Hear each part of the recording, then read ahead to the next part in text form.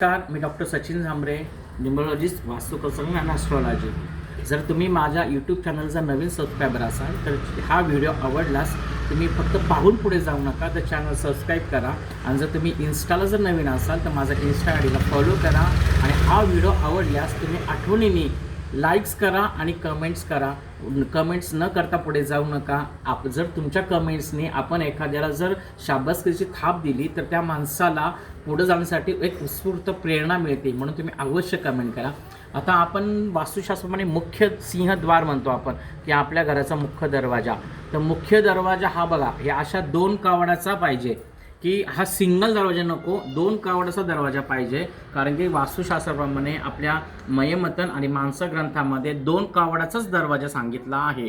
आणि 2 कावडाचा दरवाजा करताना आता बघा, हा एक पहिला भाग झाला, हा दुसरा आणि हा तिसरा.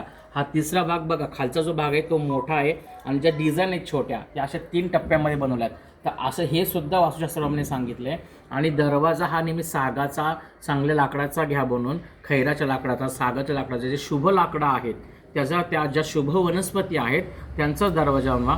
आणि दरवाजावरती नेहमी शुभ चिन्ह पाहिजेत, लक्ष ठेवा, हे फार महत्त्वाचं आहे बरं का. आता बघा, इथं कलश आहे, प्लस अजून त्यांनी जे खुणा सांगितल्यात त्या, इथं हत्ती आहे, इकडे गणपती आहे. म्हणजे असे शुभचिन्ह, अशा शुभचिन्हाने तुमचा दरवाजा असावा, हे वास्तुशास्त्राप्रमाणे सांगितलं आहे. त्यामुळे तुम्ही अवश्य तुमचा मेन दरवाजा जो आहे तो 2 कावडाचा, म्हणजे हे 2 दरवाजे असतात, त्याला 2 कावडा म्हणतात.